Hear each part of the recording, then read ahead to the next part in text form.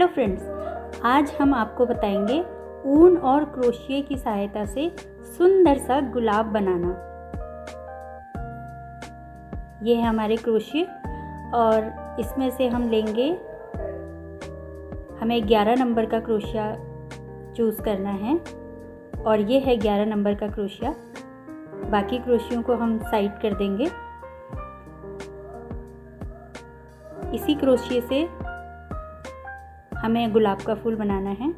इस तरह से एक राउंड कर लेंगे ऊन को और उसके अंदर से लेते हुए और दूसरी ऊन के कोने को हम इस तरह खींच देंगे और ये हमारा फर्स्ट चेन बनकर तैयार हो गई है। अब इसके अंदर से लेते हुए हम आगे की चेन तैयार करते जाएंगे। इस चेन के अंदर से हमें चेन लेते जानी है और इस तरह चेन लेते हुए हमें आगे की चेन बनानी है। लगभग 50 फंदे हमें इसमें लेने हैं। लगभग 50 फंदों की चेन हमें तैयार करनी है एक रोज़ बनाने के लिए। ये हमारी लगभग 50 फंदों की चेन तैयार हो गई है। अब हम इसमें 4 फंदे गिनकर और उसके अंदर से लेते हुए एक फंदा लेंगे और उसे इस तरह से लॉक कर देंगे। फिर 5 फंदे की चेन लेंगे और इसे 4 फंदे गिनकर, 4 चेन गिनकर और उसके अंदर से लेते हुए इस तरह से उसे लॉक कर देंगे। और इसी तरह से हमें आगे भी 5-5 की चेन लेकर उसे चौथी चेन में लॉक करते हुए चले जाना है और पूरे 50 फंदे की जो हमारी चेन है उसमें इसी तरह से हमें बनाते जाना है आगे। और ये देखिए, मैंने इसको पूरा 50 फंदे की चेन में आगे बना दिया है। ये हमारा रेडी हो चुका है। अब इसके बाद सेकंड रो जो हमारी दूसरी लाइन आएगी उसमें भी हम सेम इसी तरह 5-5 फंदे की चेन लेंगे और उसे इसके ऊपर से बनाते हुए दूसरी लाइन तैयार करेंगे। बहुत ही आसान होता है बनाने में, लेकिन आपको सीखने की इच्छा होनी चाहिए। अगर हमें सीखने की इच्छा है तो फिर कुछ भी हमारे लिए नामुमकिन या मुश्किल नहीं होता है। ये देखिए, 5 फंदे की हमने चेन ली थी, उसमें ठीक बीच वाला जो है तीसरा फंदा जो है हम उसमें अब ले लेंगे इसे और फिर 5 फंदे की चेन लेंगे और इन 5 फंदे की चेन को, जो नीचे हमने 5 फंदे की चेन ली थी उसके बीच में जो तीसरा फंदा जो है, तीसरी चेन, उसके अंदर से लेते हुए इसे इस तरह से लॉक कर देंगे और फिर 5 फंदे लेंगे, फिर 5 की चेन तैयार करेंगे और इसे अगले 5 फंदों में जो तीसरा फंदा है, जो तीसरी चेन है, उसमें इसे डालकर लॉक कर देंगे इस तरह से। और इस तरह से ये हमारी डबल एक जाली के आकार का जो एक है हमारा डिज़ाइन तैयार हो रहा है। आप नज़दीक से देखिए इस तरह से, और उसके ऊपर फिर एक और आ रही है जाली। इस तरह से हमारा तैयार हो रहा है और सेम इसी तरह से इसे बिनते हुए, इसे चेन बनाते हुए हम इसकी दूसरी लाइन भी कंप्लीट करेंगे। क्रोशिया की मदद से मैं आपको समझाऊंगी। इस तरह से राउंड राउंड इसमें आना चाहिए गोलाई में। जैसे इस तरह से आया हुआ है, इधर से आया हुआ है, ऐसे ही सेम हमें पूरी लाइन के ऊपर बनाते जाना है। ये हमारा बन चुका है। दूसरी लाइन भी कंप्लीट हो चुकी है हमारी और आप देख सकते हैं किस तरह से चेन के ऊपर चेन आने की वजह से एक जाली नुमा आकार इसका तैयार हो गया है। अब हमें इसके आगे इसमें फूल तैयार करना है। फ्लावर के लिए जो पंखुड़ियाँ हमारी तैयार होंगी, वो पंखुड़ियों के लिए हमें इसमें आगे अंदर से लेना है। ये डबल स्टिच मैंने लिया हुआ है। हम डबल स्टिच इसके अंदर से लेंगे और 10 फंदे हमें इसके 10 लाइनें 10 फंदे हमें बिनने हैं इसके अंदर से। आप इस तरह से देखिए, 1 2 और ये हमने एक लाइन कंप्लीट की और ये दूसरा। डबल स्टिच इसमें आ रहा है। डबल स्टिच लेते हुए हमें इसके 10 फंदे उठाने हैं और डबल स्टिच के साथ इसको बिनना है।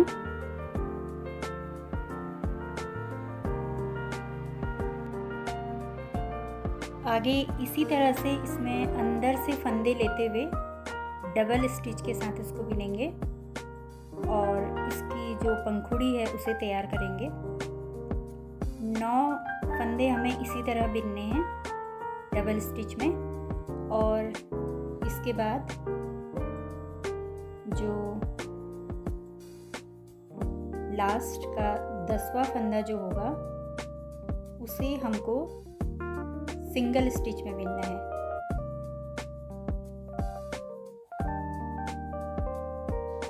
ये देखिए, ये हमने तैयार कर लिए हैं।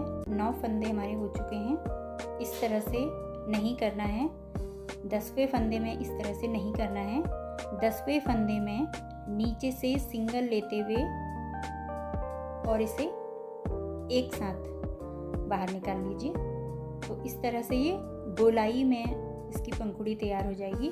और अगली पंखुड़ी शुरू करने से पहले भी हम केवल सिंगल स्टिच का से बिनेंगे इसे, और इसके बाद फिर डबल स्टिच से लेते हुए 9 फंदे डबल स्टिच के साथ बिनेंगे। 9 फंदे डबल स्टिच के साथ बिनकर 10वें फंदे में इसको हम डबल लेंगे। डबल लेने से पंखुड़ी का आकार थोड़ा सा बड़ा दिखाई देता है और इसमें जो घुमाव है वो भी बहुत अच्छा आता है इसमें डबल लेने से, क्योंकि पंखुड़ी का हमको एक गोल आकार देना है। तो इसके लिए हमें इस तरह से हमने इसे बिनना है। आप देखिए, इसका आकार जो है गोलाई में आ रहा है। इस तरह से लेते हुए हम इसे बिनेंगे।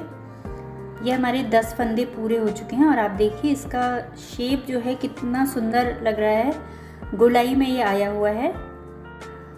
इसी तरह से हमें गोलाई में लेते हुए ये सारे जो जालियां हैं इनको हमें पूरा करना है। ये हमारा पूरा तैयार हो चुका है। सारी जालियों में हमने 10-10 फंदे ले करके इसको गोलाई में पंखुड़ियाँ तैयार कर दी हैं। अब इसको हमें इस तरह से फोल्ड करते हुए एक के पीछे से एक पंखुड़ी को लाना है और बीच वाली पंखुड़ी को थोड़ा सा ज़्यादा मोड़ दें और सुई की सहायता से एक सुई ले लेंगे हम और इसकी सहायता से हमें इन पंखुड़ियों को जोड़ना है। इस तरह से हम इसे जोड़ेंगे और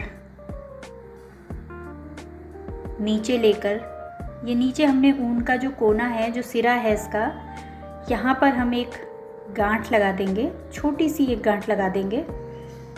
इस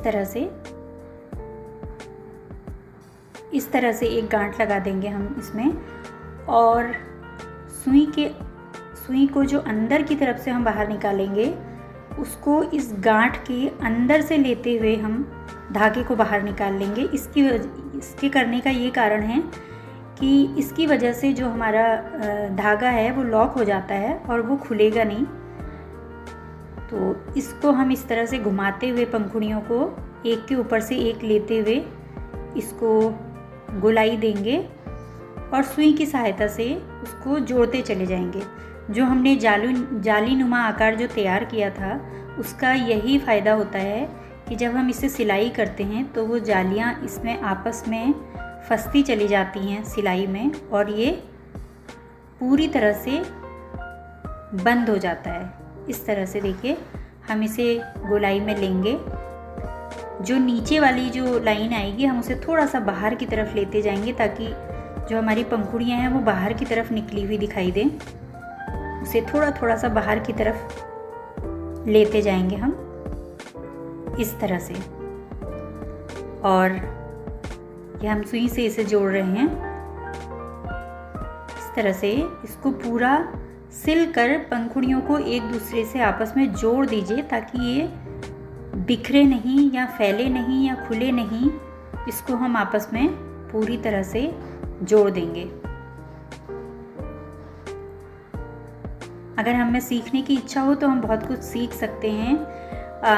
मुझे तो याद भी नहीं है कि मैंने कब क्रोशिया करना सीखा था। हमारे घर में बड़ी जो लड़कियां थी वो बिनती थी, हमारी जो सिस्टर्स थी वो बिनती थी, और उन्हें देख देख के उनके छूटे हुए ऊन से या फिर बचे हुए ऊन से हम कोशिश करते थे, और कोशिश करते करते कब हम इसमें परफेक्ट हो गए, कब इसमें परफेक्शन आ गया हमें पता भी नहीं चला। तो इसी तरह से सीखते हैं, और हमें अपने बच्चों को भी ये सिखाना चाहिए, क्योंकि आजकल मोबाइल में इतना ज़्यादा समय बिताते हैं बच्चे, क्योंकि उनके पास कुछ दूसरा इंटरेस्टिंग करने के लिए नहीं होता है। अगर हम उनको ये सिखाएंगे तो ज़रूर उनको इसमें इंटरेस्ट आएगा और वो इसको करना चाहेंगे। मैं भी देखती हूँ कि कई बच्चे इसमें आजकल इंटरेस्ट लेने लगे हैं वापस से और सीखने लगे हैं, कोशिश कर रहे हैं बनाने की और सीखने की। कुछ क्रिएटिव होना चाहिए बच्चों की लाइफ में। और ये जो ऊन बचा हुआ है इनको हम आपस में इस तरह से बांध देंगे ताकि ये खुले नहीं, और खुलने की वजह से जो हमारा फूल है वो फैले नहीं, इसलिए हम इसे टाइट से बांध देंगे। और जो भी बचे हुए ऊन हैं उन्हें आपस में बांध देंगे। इनके जो सिरे हैं उन्हें हमें इस तरह से बांध देना है ताकि ये खुले नहीं। इस तरह से हम इसे लॉक कर देंगे। ये हमारा पूरा फ्लावर बन के तैयार हो चुका है, और जो इसके सिरे हैं इसे हम कैंची की सहायता से काट लेंगे। इस तरह से इन्हें काट लीजिए ताकि जो इसके बचे हुए सिरे हैं वो बाहर ना दिखाई दे। और अगर आपको ये वीडियो पसंद आया हो तो प्लीज़ इसको लाइक कीजिएगा, शेयर कीजिएगा, सब्सक्राइब कीजिएगा।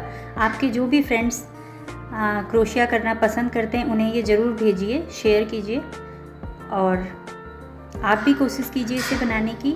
ये हमारा रोज़ बन के तैयार है। आप देखिए कितना सुंदर लग रहा है। इससे हम बच्चों के जैकेट बना सकते हैं, अपने लिए स्वेटर बना सकते हैं, पोंछू बना सकते हैं, या फिर इससे कोई डेकोरेटिव आइटम तैयार कर सकते हैं। आप इससे कुछ भी तैयार कर सकते हैं, और इसी तरह के कई फूल बनते हैं जो कि मैं आपको अपने आने वाले आगे के वीडियोस में दिखाऊंगी। तो उसके लिए बने रहिएगा मेरे साथ और देखते रहिए हमारा वीडियो।